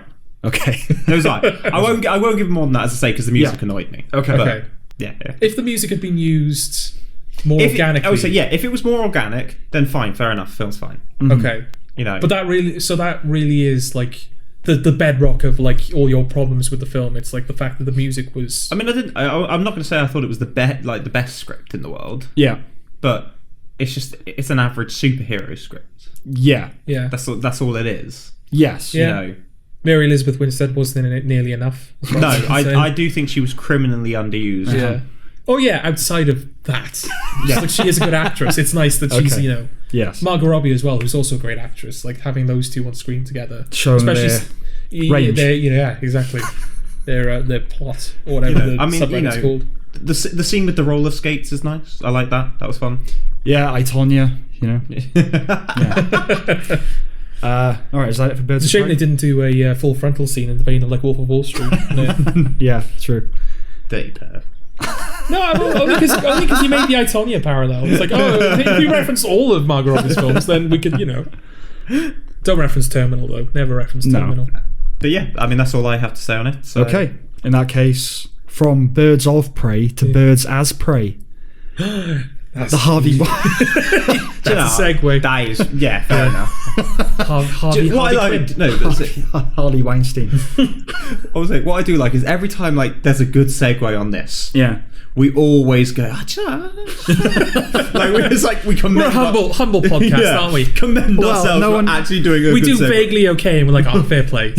Someone has to pat us on the backs. Hey, we've got 5 listeners now. 5? Yeah. Where'd they come from? I thought we had 2. What are you doing here? Nah, to be fair, the last thing that went up on Instagram, that had 12 views, and I was like, 12 views, did it? Yeah. Oh, fair. I was like, fair enough, yeah. Harvey Weinstein. Right, so let's roll all the way back to 2017. Let's roll the clocks back a year. No. 2 years on this, 3 years. Yeah. So essentially, we're bringing up Harvey Weinstein because the first charges have come in. Yes. He's officially been charged with something. Yeah. What's the official result? So the 5 charges he was facing, he's been charged with 2 and not with 3. The 2 he's been charged with are criminal sexual assault in the 1st degree and then 3rd degree rape. Right. But he has not been charged with 1st degree rape and then 2 counts of predatory sexual assault. Okay. He's going to jail. He is, although he's currently in the hospital. Can't he still be bailed out, hypothetically? I don't think so. No? I mean, he could win his appeal. No, he's been sent to prison now. Right. Okay. Yes. It's not like he's been arrested. No, but he can appeal that. Yeah, of course you can appeal. Yeah, but no, this is the conviction now. Okay. Right. Yeah. So I think is it minimum of 5 years? Yes, but he could face up to 25. Up to 25, but based on what he's got, because it's something like the 3rd degree rape carries like a minimum of 4. Right. Okay. So yeah, he's avoided a life sentence on this one. Yeah. But then he's obviously got more coming up. Yeah. But it's official now. It's official. We no longer have to say alleged. Alleged. Yeah. Yeah. Yeah. He has officially been charged with doing these Weinsteining. With Weinsteining. What do we think about it, lads? Can we really have a conversation about it? It's just a good thing, right? That a man has been brought to justice for. I'm just being devil's advocate. I was gonna say, I felt like that's definitely you just playing devil's advocate.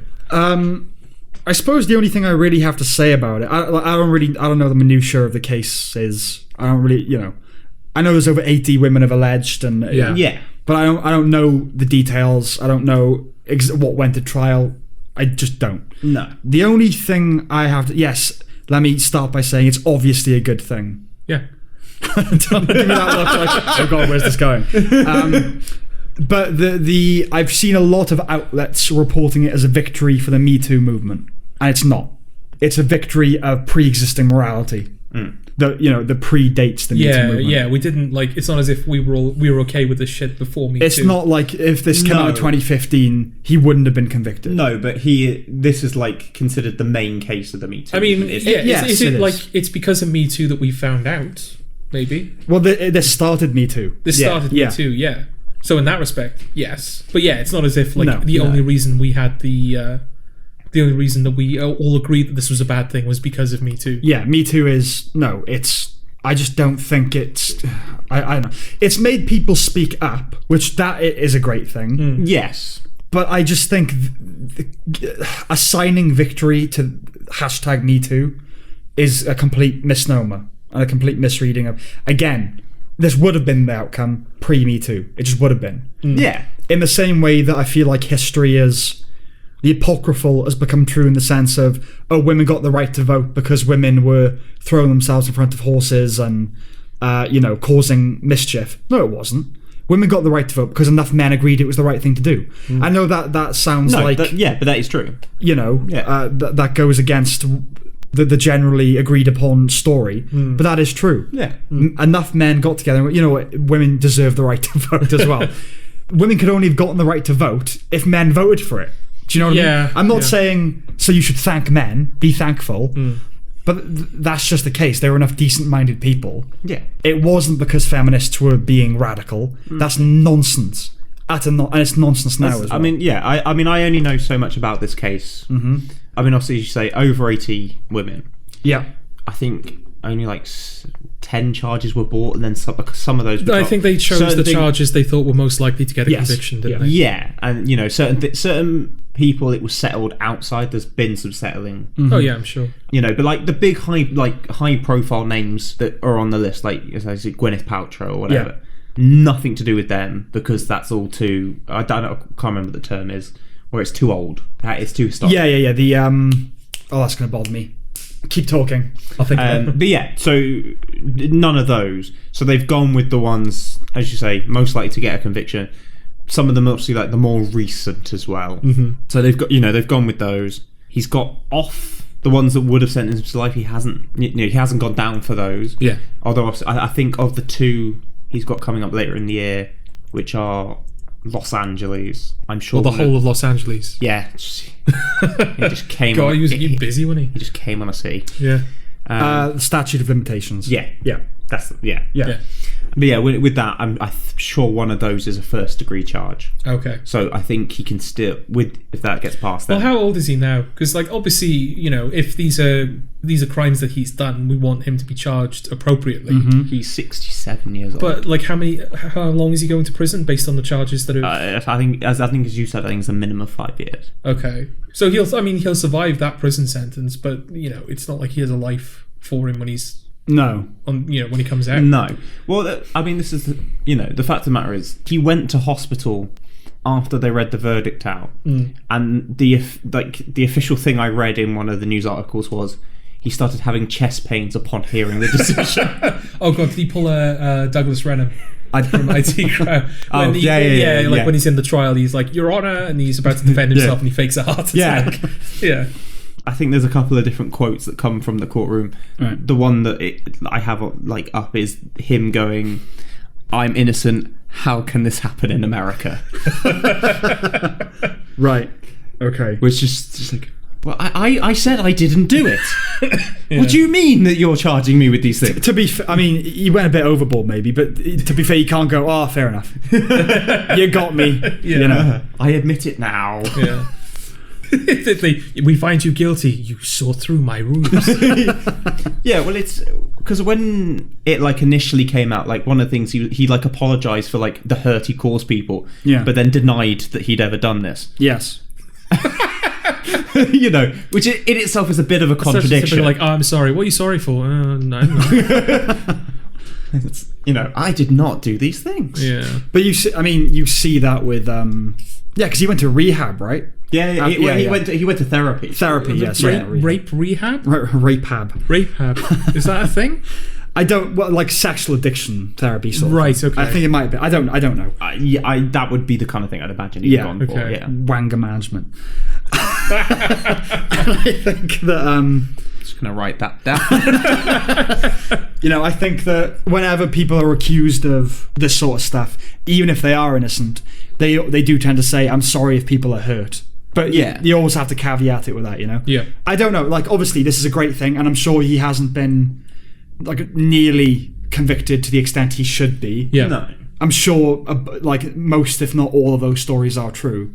I'm just being kind of not devil's advocate. I'm trying to balance this out by going, I don't think we should say it's a victory of the Me Too movement, and I don't think we should kind of the believe all women thing that sprouted up. Yeah, is also nonsense. Okay. No. There's a thing called jurisprudence and trials and evidence, and if you come forward, but then we have to investigate it. Yeah, well, there are legitimate, not necessarily with Harvey Weinstein, but there are legitimate cases of the Me Too movement started. It started to like gain attention, gain speed, and then there were people being accused, and then it just came out that these were like legitimate bad dates. Bad dates, false accusations. Yeah. So, he pissed me off. Yeah. Oh yeah. So yes, he pissed me off. I accused him of fucking a sexual assault. I don't know. I'm genuinely asking now. Is that people jumping on a bandwagon, or is that like the movement? The sort of the boundaries of the movement were so ill-defined that anyone who had a vaguely negative experience thought they qualified. That, and I think people wanted 5 minutes of fame. Yeah, I think that's genuinely part of it. Yeah. But is it I think initially, not, I think not it wasn't Me Too's fault, but is it the fact that this thing is so ill-defined that people just genuinely didn't know? Oh, maybe I do qualify for this. Well, I just think in the age of Me Too, it's like a perversion of that Andy Warhol thing, isn't it? He said everyone's going to be famous for 15 minutes. Yeah. Now it's everyone's going to be infamous for 15 minutes. Yeah. Except 50 minutes is now forever. Yeah. And obviously with a lot of people it's perfect, like with Harvey Weinstein, perfectly just. Yeah. But like Aziz Ansari, yeah, that's a nothing. I have a friend that I said to him, if you were ever famous, do you think there's anything you've ever done that would, under the current definition of Me Too, that would kind of compromise you? Do you think you could be you're like, oh yeah, like 100%. I've done things that, and we're not talking about a guy that's done the worst thing. It genuinely makes you rack your brain of going, have I done something that could be it's like construed as like when a police officer walks past, you're like, am I guilty? What have I done? Yeah, exactly. I think that was part of its appeal when it started, in the sense of forcing men to kind of behave themselves. Reflect on, have I done something that may have been misinterpreted or interpreted correctly, but I was in the wrong or whatever. That's good, I guess, but it does become a bit of a witch hunt after a while. America does that. Yeah, literally witch hunting and McCarthyism, and they do that all the time. Me Too is just the new McCarthy. I just think these people who are kind of demanding and sort of encouraging a more nuanced view on dating and consent and all that sort of stuff aren't actually advocating for that. Because sexuality and consent and all those things, I'm not saying it's if someone says no, it's no, like obviously, but all of these things are complicated, complex, individual dimensions, and they should be treated as such. I don't really want to get into it properly. It's a very big grey area. It's it's massive, and like, what does consent mean and all that sort of stuff. Again, no means no, yes, but beyond that, there are do you have to like physically sign a contract, which is that's a thing. People have done that. South Park did. I know South Park is South Park, but South Park did like one of the first episodes that had PC Principal in it. He was going around the fraternity getting people's cunnilingus contracts and stuff like that. Yeah. Good name, but yeah. I'm sorry. Just you put the image in my head of just like show it. Contract. We probably can't use that as a title. No, not as a title. No. But I like that.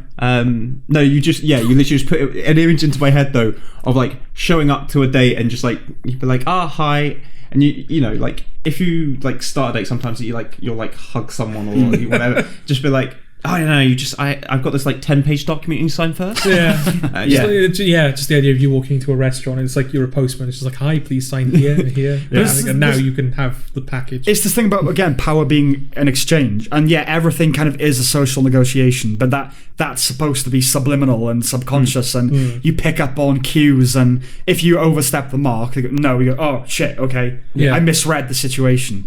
You shouldn't have your life ruined for those sorts of moments. Though clarity is a nice thing to have. Is there anything like less sexy than going, right, what's the situation? May I put my arm on your elbow? Yes, on your shoulder. You freak. Doing the hacker before you. So anyway, and come. I like a woman with strong elbows. Yeah. What is a strong elbow? What even is that? I don't know. Kneading something with it? I don't. Yeah, it's complicated. I don't think it should all be chalked up to this incredibly modern, progressive movement that's already kind of gone overboard in certain respects. Well, what do you think is going to happen to Me Too now, in the wake of Weinstein being convicted? Do you think it's going to galvanize it to sort of like go into its next phase, I guess, whatever that would be, or do you think it's just? I don't know. I don't know about the hashtag Me Too thing. I think that blessedly this has made those kind of abuses of power in Hollywood, I think, impossible forever. I'd like to think so. Yes. Which is a great thing, obviously. You can count that as a victory to Me Too, I suppose. Yeah. But it wasn't like our response to it would have been different had it not been for this movement. Yeah. If it's made it happen, fair enough, but yeah. Yeah, but in terms of like the Me Too movement, obviously this is like the big case. This is the tentpole case. Yeah. But if they were going to go after like you're talking about what's next and stuff, is there another case that they have that it's going to have like? Well, I mean, that's all they can really do is just sort of move on to the next case, isn't it? Just like make sure as many people get convicted as should be convicted. Yeah. I say, because then what does counts as the next case? Is that Kevin Spacey? I guess that's the next biggest, isn't it? The most infamous after Weinstein, and then maybe Louis C.K. in terms of popularity. But that's not even that's barely a thing. Yeah, and Louis C.K. is back already. Yeah, he's basically back. Yeah. Kevin Spacey is kind of back. Well, he's done. If you count, whatever the fuck he's doing on YouTube as being back, then professionally he's done. Oh yeah. Yeah. We're never going to see a new Kevin Spacey movie. That's just not going to happen. It's doubtful. Yeah. Coming soon, in Kevin Spacey film starring Kevin Spacey, made by Kevin Spacey. No, that might be the only time, the only instance in which he can get back on the big screen. No one would buy it though. No, we'd all watch it though. But I don't know. Does Kevin Spacey have the resources to produce it and distribute it as well? I don't know what distribute it. I'm sure you could make a film and put it up on the internet. Yeah, there's quite high production value to his little things that he's been putting on YouTube. I mean, YouTube aren't taking his content down, so no, that's true. Interesting, though. But then again, I suppose they are still allegations, aren't they? Yes, they are. And one of them's died now, I think. Okay. Yeah. So that's sort of, I guess, it for the Harvey Weinstein thing. So it's more just an update, seeing as we've now actually got some charges rather than anything fresh. The thing is, I don't want any of this to be like us being apologists for like sexual assault. It's obviously not that. No. I just want to make that incredibly clear. It's more just like, I mean, my view towards that sort of thing is innocent until proven guilty. Yeah. But if conclusively found guilty of that sort of crime, I mean, I genuinely believe in like castration. I genuinely think they should. That is the fitting punishment. You know what I mean? I've got a very kind of militant, but also let's hear the facts here. You know? Yes. So I will not be accused of being an apologist for men like Harvey Weinstein when I think his balls should be cut off. Yeah. You know. No, well, it's when we bring up, you can still do it without the balls. Surely you should go all the way with that. Well, yes, all the way, but also how could you? Well, you wouldn't be able to. Yeah, that's not good. You can't get hard if you don't have balls. Can you? Yeah. Yeah. Yeah. So you wouldn't be able to do it without balls. Okay. Unless he thrust his flaccid I was cock. going to say, men like Weinstein, they'd probably find a way, wouldn't they? Well, so okay. The point I was going to make, like when we talk about things like Harvey Weinstein, obviously on here, yeah, like it's we talk about like film news. He is big in the film industry. Yeah, that's why I sort of bringing it up. Not anymore. Or No, but he is, but in the wrong, not in the way that he but wants he is to still, be. he's a name everyone in the film industry knows. So that's kind of why I'm sort of bringing it up. Oh yeah, this will be like a like a pivotal moment in the history of Hollywood, isn't it? Yeah. Like the historians of the future will write books about this. There won't be historians of the future. Is there like a play on words that I'm missing here? No, not play on words. Just an indictment. Like history is going to be gone. No one's going to be bothered. No one's going to bother to be a historian in the future. An historian. Well, surely it'd be easier to be a historian in the future because we have everything is documented now, just through like so kind of unnecessary YouTube and whatnot. Yeah, but that means that anyone can be a historian. Yeah, but we're both obsolete. And do you really think they would be? Maybe they would be. They less... won't write books on him. They'll write blogs on it. Okay. Yeah. All right. That's what they'll do. Yes. Okay. I'll give you that. Yeah. The future history books. But will it be like kind of like a YouTube thing, whereas in like official like professional historians, if you will, might go extinct. Yes. But like people who are just on YouTube will just kind of here's the history of blah blah blah. Okay, I'll give you a question then. Given that Bombshell exists, will we get a film about this? Like a proper film? We will. I have no idea who would make it. Yes. Like, would Hollywood be brave enough, I guess, to put out a film about Weinstein, considering that they housed Weinstein for his career? I think it would be difficult to do it without being blatantly hypocritical. Yeah. Well, it's someone being involved, not having either known or sort of known. Again, this was an open secret.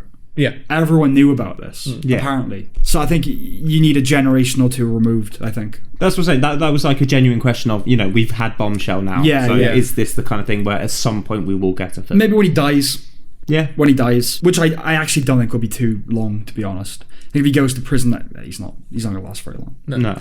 Because he's already in bad health, isn't he? I just think he's already in ridiculously bad health. Yeah, it's going to finish him off. And I'm pretty sure the prison is Rikers. So it's Rikers not, Island. Oh, is it? Okay. Yeah, it's not exactly a friendly... it's not minimum security sort of thing. I do quite like the idea of us becoming professional historians in the future to document the obsolescence of professional historians. Yeah, I guess that's everything I have to say about the Harvey Weinstein trial. Good. Yes, good. Yes. All right, so again, out of the void, I bring you another episode of Sam's Lexicorner. Samuel. Words. Phrases. Please just keep that in. Sam's Lexicorner. Okay, this week on Sam's Lexicorner, there's kind of a root word, but it kind of creates loads of others. Okay. So this came out of you asking me, what would a dragon kind of be? I kind of asked you, like, what is there a word for something that doesn't exist, but of which there is sort of commonly agreed upon knowledge? Yeah, shared knowledge. Because we all know what a dragon is and what a dragon looks like and what is not a dragon. Mm-hmm. But there is no such thing as a dragon. No. We have no reference for a dragon. mythical creature. It's a mythical creature, but we have no reference for what it is. Yes. So there are words like religion, myth, mythology, like words that already sort of are in this ballpark. But as just an umbrella term to unite everything. So anything that is fictional of which we have a shared knowledge. Okay. So a single item or datum of that would be a fictal. That's a F-I-C-T-A-L. Mm-hmm. A fictal. Okay. And then you can extrapolate that to fictology. Mm-hmm. Or my favourite one, the book of it, the pantheon, I suppose, the fictologue. Okay. So that's the canon. Okay. A fictal is a datum within the fictologue. Okay. Mm-hmm. So that's fictal, fictals, fictology, fictologue, fictal. Samuel. Words. Phrases. Sam's Lexicorner. The next thing I have written down on my little list is dubs or subs. Expound. So with Parasite winning Best Film, because yes, we're going to continue talking about Parasite. Yeah, it's become our new Breaking Bad. Flog that Asian horse. Yeah. What was that? Oh, I said yeah. Oh, yeah. Yeah. Yeah. Giggity. Yeah, but yeah. So basically, it's brought back the debate on which is better, dubbed films or subtitled films. Oh, right, okay. Subtitles. Yeah, there's no debate. As I say, no, but also it's brought up. Sorry to. No. But it's brought up debate. But obviously, I mean, I don't know if I've watched a film that's been overdubbed. Nothing recalls to the mind. Mm-hmm. Whereas, you know, watching films with subtitles is quite a new thing to me. Yeah, it's interesting though. Like, I wouldn't call myself a scholar of foreign film in any way, you know. But I've seen a few foreign films, and I've tried out anime and all that kind of stuff.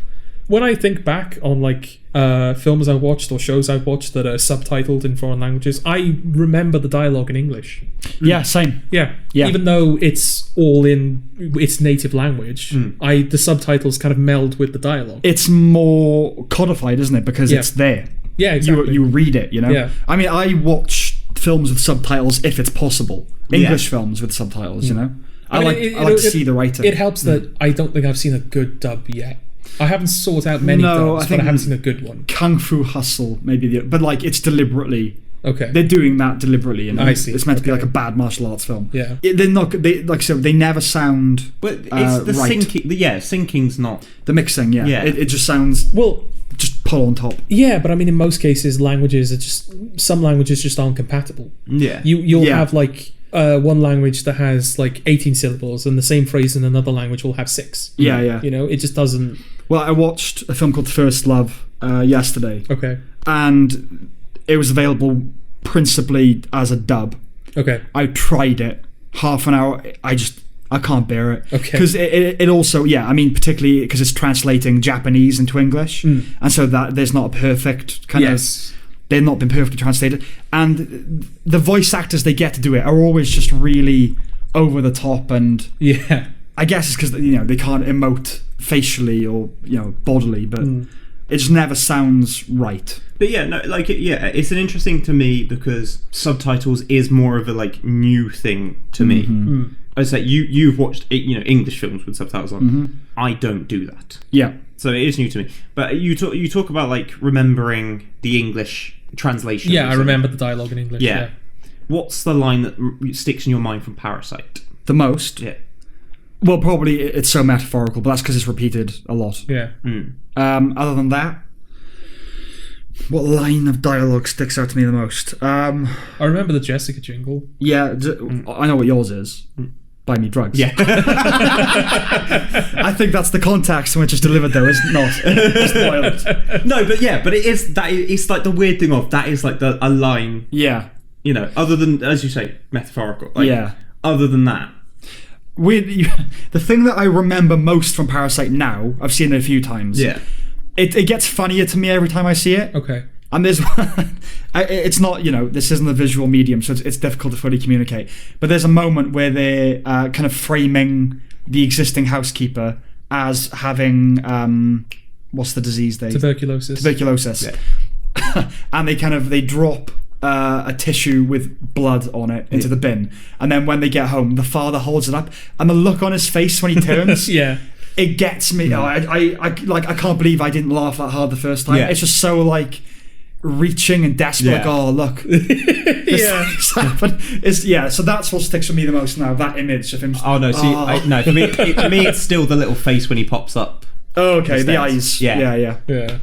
Quite low. Yeah. But it was that was just a little thing to just because it came up as a news article of it's a debate that's apparently been brought back. And I don't know that much about dubbed films. I mean, the only merit to a dubbed film is that people who don't like the idea of seeing a foreign film would see it. But it's still a foreign film. It is. Yeah. I have the same relationship to it as I do with TLDR. Like, if you can't be bothered to read the article, you don't deserve to extract its point. Yeah. And it's the same with foreign films. Like, if you want to watch a foreign film, put up with the subtitles. Yeah. You don't need a shortcut. Fuck off. It's not quite that for me. For me, it's the case of like when R-rated or like high-rated films put out like green band and red band trailers. Yeah, it's like, well, you can't sell Deadpool. You can't sell Deadpool. That was a slip. Was that Freudian slip? It might have been. Yeah. Deadpool. People know what I think of it anyway. You can't sell that to people who are not old enough to go see the film. No, exactly. So why are you putting out green band trailers? You know? Yeah. It's that, you know. It doesn't make any sense. It makes sense in the sense that, more people can watch a green band trailer. Yeah. But you're selling it to an audience who are not old enough to buy the product or go see it. Unless there's kind of a tacit encouragement of like, try and go see it anyway. Exactly. Yeah, which I don't like. Yeah. But that's what it's kind of is for me, where it's kind of like, well, why are you bothering to try and make it more palatable? I guess it is a similar point, actually. Yeah. Why are you making it more palatable to audiences that don't like this kind of thing? Yeah. It's not as if the English dub is going to... Maybe it's possible, but you know, I don't think an English dub of a foreign film is going to make people more... Like, they're going to go seeking out foreign films more, you know? The only advantage it offers is that it doesn't require you to stare at the screen continually. Yeah. You could look away for a second if you wanted to. You physically don't have to read the subtitles. That's it. Don't watch it then. Well, it's nice. Yeah. The nice thing of that is that you're forced to watch it. I know you're reading the subtitles rather than focusing on the visuals most of the time, but you're watching the film. You have to engage with it. Yeah. I mean, imagine Parasite dub. Oh God, no! Don't. No. It's a heresy, isn't it? Yeah. It wasn't made. This is so metaphorical, or whatever he would say. Like. It's just like putting a It's like putting, say, like Dostoevsky's Crime and Punishment, obviously written in Russian. It's like putting that through Google Translate and then just reading that as a book rather than an actual translator who purposefully translates it for like to be palatable to English readers. I mean, you have like instances like with video games where games will be like developed in Japan and then obviously they have to be translated going over to. But you have like From Software, for example, who do like Dark Souls and Bloodborne. Like those games are localized. They're not just translated. Like you have people going like, right, what is the closest facsimile into the culture that we're translating it to? Exactly. So the meaning of it and the point of it doesn't get lost. I think Bong Joon-ho worked closely with the translators for Parasite. It wasn't even a case if he made it now, I'll send it off now to the translators. Yeah. They worked to find the best expression. Like, there are obviously, between languages and between cultures, there is stuff that kind of gets lost in translation. Yeah, of course, yeah. Parasite, I don't feel like there is. Not much. No. There isn't anything apart from the Scholar Stones, which is obviously a cultural thing. Not linguistically. There's very little about Parasite, which is just like, okay, I just don't understand what that's all about. It's more if you have an understanding of the culture, you get more out of it, I suppose. Yes. Like the fact that Scholars' Rocks were prevalent, not so much anymore. Yeah, exactly. Like that. But you find out that stuff anyway, you know what I mean? Yeah, exactly. It just feels like, if you're not up to the task, then you're not worthy of the gift, I suppose. So, in answer to your question, subs. Yes. That felt like a mutual. We're on the same. On the same plane. Yeah. I'm on a plane. Submarine, surely. What's that from? What? I'm on a plane. I'm on a plane. Yeah, but Nirvana. Yes, Nirvana. That's it. Yeah. Yeah. What's that from? Do we have anything else to talk about? The only thing I've got written down there is something I would have to hand over to Jordan to explain. All right. Go on. Is your little story of getting poisoned. Oh, is that really worth... Well, you got to tell it now, haven't you? Have I? Oh, okay. I could just cut it. Yeah, but tell it now. Okay. I went to Cardiff just to go to the city, just go out shopping and stuff. And I went to a restaurant that had been recommended to me, like a fast food takeaway kind of thing. Because apparently their chicken was very good. And it was okay. It was good. Yeah. It was fine. I don't know whether I just had a bad batch or something. Okay. It was like, I've had coronavirus chickens. Well, no, it was an American themed takeaway, not a Chinese themed takeaway. What would a Chinese themed, other than Chinese takeaways, like what would...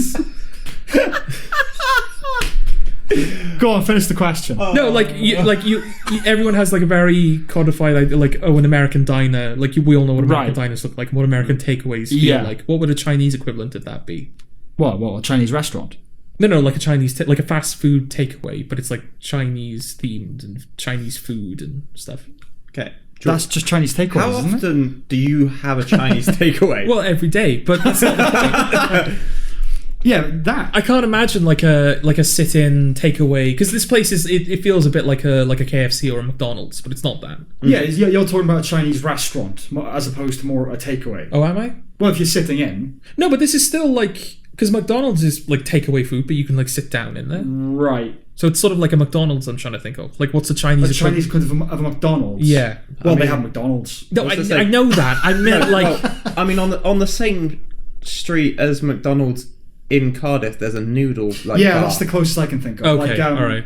Yeah. Go Sushi would be the Japanese. Yeah, Japanese, and you've got fine, fair enough. Yeah. Although I guess just but I would say Yo Sushi does have its specific style in that it has the rotating plate that you sit down on. Yeah, Yo Sushi. Well, that's just a thing that sushi restaurants do, though, isn't it? Yeah. I mean, maybe there's just that within Chinese cuisine there isn't an equivalent of fast food. Okay. Do you know what I mean? Like it's either a restaurant or takeaway or Right. Okay. Yeah. But there is no. I'll have number 6 or whatever. Yeah. Okay. Yeah. So it's Whatever it is, it involves a gong. That's all I know. And he went there. Anyway. Yeah. So I went Gong there. sound effect. I want to put. I'm not going to put one in. Oh, come on! No, I'm not Put going a to gong in. No. Oh, fine. People were expecting to hear I'm a not gong. going to be complicit in your racism. How's that racist? Oh, it was a gong because China. If you're at a Chinese restaurant, there's probably going to be a little gong in there. Probably. How is that racist then? That's just accurate. Because that's it's a stereotype of China. So say Chinese people are Chinese. You can't say that. Yeah. Carry on. How dare you? So I went in, I sat down, I ordered like one of the smallest meals that they had. Right. Because what was that supposed to? What are you doing there, Sam? That was skepticism.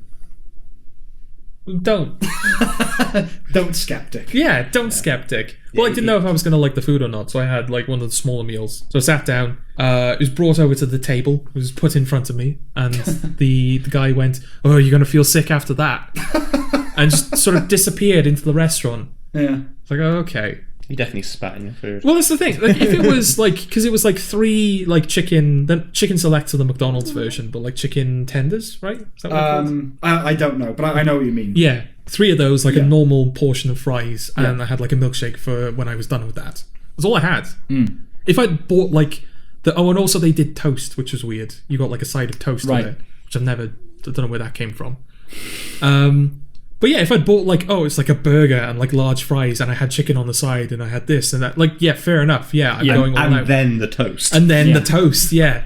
Fair enough. But if it's like the smallest meal you have, you're going to feel sick after that. Yeah. What did you just do to my food? I'd love it if it was the milkshake and not the chicken. I'm just saying. Well, okay, genuinely though, like, unless the chicken was from China. Well, no, it's American. It's American. Yeah, it's American themed. Yeah, but the coronavirus is in America too. I didn't see a single China working there. Not a single China. Not a single China. Okay, didn't see one working there. I'm racist. Yeah. No. I mean, he didn't do the accent this time. No, but surely, like, American themed. They presumably not everything they produce is also like from America. Okay. I mean, I don't know, but that stands to reason. Yeah, but I don't know what you would like get from China in terms of like burgers and chicken and potatoes. Like, well, I don't know, but I mean, you could grow all that in America. You could, but I mean, like Frankie and Benny's. You could just grow your chicken. Grow your chicken. Yeah. Frankie and Benny's is not like obviously Italian food, is it? You know. No. So whatever the equivalent of that would be, I suppose. Okay. But yeah, why that? Wait, like, was that just like failed banter on his part? Like, you're going to be sick after this? It's the word sick. That's not something you say to a diner. Yeah. You know what I mean? That's what's getting you were eating, our food will make you hurl. Yeah. If you were eating loads and it was an attempt at like taking that, but if you've got like something small, then it does just sound like it's got As I say, like even if broadly it was considered to be a large portion, it was one of the smallest portions they had. Yeah. So it's not even as if like, we're talking about by their standards, Are they saying like you're gonna feel awesome, but at, like London Street? Right. Okay. You're gonna feel sick after. I mean, it's, it doesn't quite imagine make sense, that was the context of it. Yeah. He was gonna feel sick after this meal. It makes no sense, but little does in language these days. So, I mean, do I look like the type of person who would engage in that sort of speech? No. But then again, I don't think the people who do speak like that go, I got to gauge my audience, man. Is that gonna? Hang on, bruv. Hello, sir. How are you doing? That reminds me of that that black reporter on TV who's like, and the crime was committed, and then a fly, like, motherfucker, bullshit, get this fucking shit ass town, man. It reminds me of that. Yeah, so I guess they just speak like that to everyone. Okay. Sound, sick, and sweet. The 3 S's. Yeah. That Or it was a foreigner who hadn't quite commanded the No, language. he seemed like just a guy from the area, you know. Okay, it's a mystery then. It's an eternal mystery. I mean, I can never go back there. No, because God knows what they've done. Yeah. I might not have the chance. I might be dead tomorrow. Who knows? Yeah. But yeah, it's like I just found that strange. A strange interaction. Yeah. And then you felt ill. Well, no more than usual. I'm not. I feel like we should. I'm not going to out his health problems. I think we should fade out this podcast. I don't know health, bro. What are you on about? We should fade out this podcast with like some sad, elegiac music, just like a melancholic piano rendition of our theme song. A little hymn. Yeah. And now you're going to hear that slow down hymn.